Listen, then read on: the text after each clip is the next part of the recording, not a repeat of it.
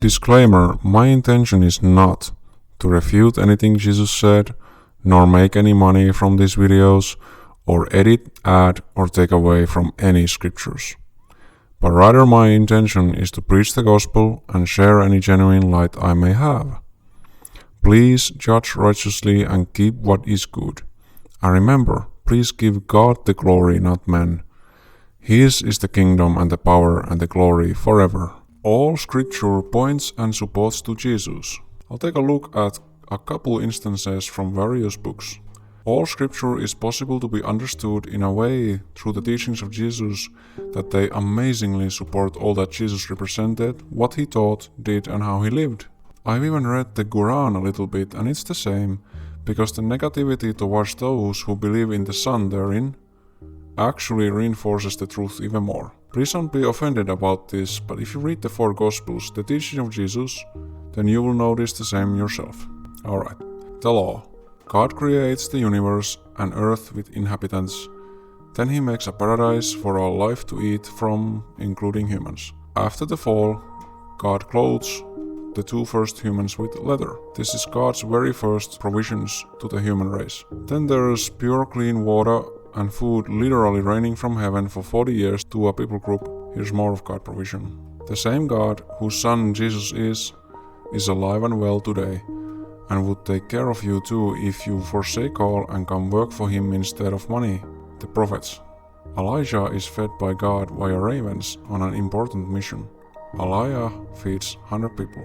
God's provisions again. The writings. Daniel writes about the abomination of desolation, something that will be set up in Jerusalem, which Jesus spoke of with a warning to flee to the mountains if we see it. Solomon speaks about vanity. Think about it. He was the richest man ever, and still the guy was bored big time, it seems. Jesus said that the flowers of the field are even more beautiful than Solomon's clothing was, and that God would clothe us if we only work for him instead of money. New Testament. Jesus said, "Obey me to get through the trial of God." John the Baptist. Whosoever doesn't obey Jesus, God's wrath remains on. Jesus said, "Work for God, not money, and God will provide for you." This is living by faith. Paul. The gospel is the power of God, and living by faith is essential in it. Jesus said, "Why do you call me Lord, Lord, but refuse to obey me? And blessed are poor in spirit, for theirs is the kingdom of heaven." James. Faith without works is dead. Blessed is to be poor, and being rich is like a curse. Jesus. Love each other as I have loved you, and obedience again. Blessed are those pure in heart. Peter says, "Purify your souls by obeying Jesus, and love one another with a pure heart." Jesus. Working for money makes your entire body full of darkness. Unity, and Jesus will say, "Go away from me, you evildoers," in the end to those who just played around with miracles and his name instead of obeying him.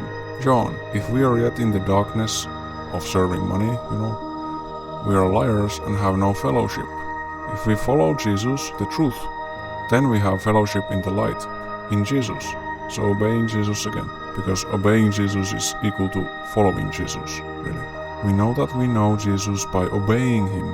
Jesus said, "Stay in me and in my love to grow much good fruit. Take heed that no one deceives you." Jude. Build each other up in your most holy faith, meaning obedience to Jesus. There are certain people trying to deceive you. Jesus says, obedience. Please share this message about the teachings of Jesus with as many people as possible. You can also like the video and create a public playlist to share further, and please do. My email address is found on the screen. If you feel inclined to link up and follow Jesus together in love, truth and unity, then please do contact me. Thank you.